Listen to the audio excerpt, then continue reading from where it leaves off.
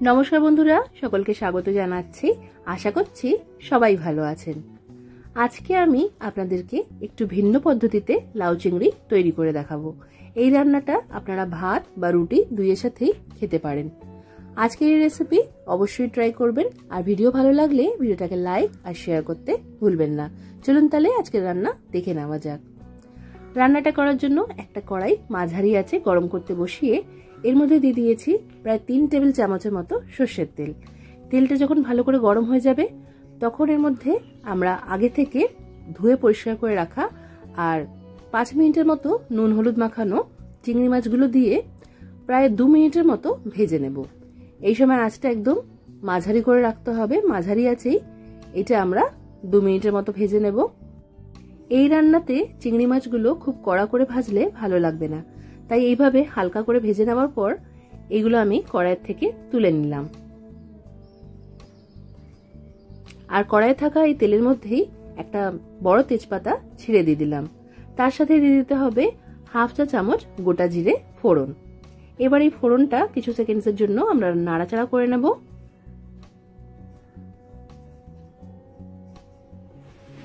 এবার এর মধ্যে দিয়ে দিচ্ছি আমি পেঁয়াজ বাটা। এখানে দিয়েছি 2 টেবিল চামচ পেঁয়াজ বাটা। একটা মাঝারি সাইজের পেঁয়াজকে একদম ফাইন এইভাবে স্মুথ করে বেটে নিয়েছি। এবার এর মধ্যে দিয়ে দিলাম 1 চা চামচ আদা বাটা আর 1 চা চামচ দিয়ে দিলাম এখানে রসুন বাটা। এই সব বাটাগুলোকেই ভালো করে মিশিয়ে নিতে হবে আর 1 মিনিটের মতো কষিয়ে নিতে হবে। 1 মিনিটের মতো মশলা কষানো হয়ে গেলে এর মধ্যে আগে থেকে ধুয়ে পরিষ্কার করে এইভাবে ডুমো ডুমো করে কেটে রাখা লাউ দিয়ে দিতে হবে। আজকের এই রান্নাতে আমি আলু ব্যবহার করছি না, তবে যারা পছন্দ করেন আলু এইভাবেই ডুমো ডুমো করে কেটে দিতে পারেন।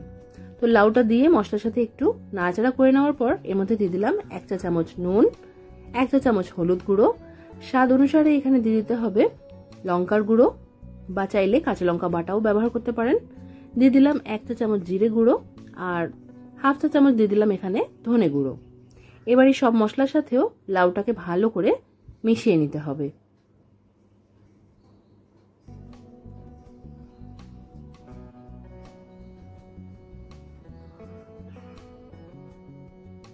সব মশলার সাথে লাউটা ভালো করে মেশানো হয়ে গেছে। এবার এটা ঢাকা দিয়ে 4 মিনিটের জন্য একদম কমানো আছে আমাদের কষিয়ে নিতে হবে।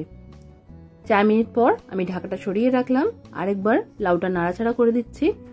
এই সময় চেক করে নিতে হবে যে লাউটা কেমন সেদ্ধ হয়েছে। লাউটা আধ সেদ্ধ হয়ে গেলে এর মধ্যে ভেজে রাখা চিংড়ি মাছগুলো দিয়ে দিতে হবে। চিংড়ি মাছটা দিয়ে ভালো করে মিশিয়ে নিতে হবে।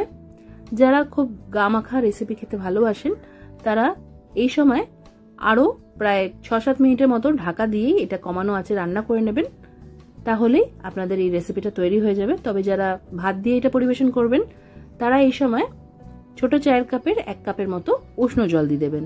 জলটা দিয়ে ভালো করে মিশিয়ে নিতে হবে।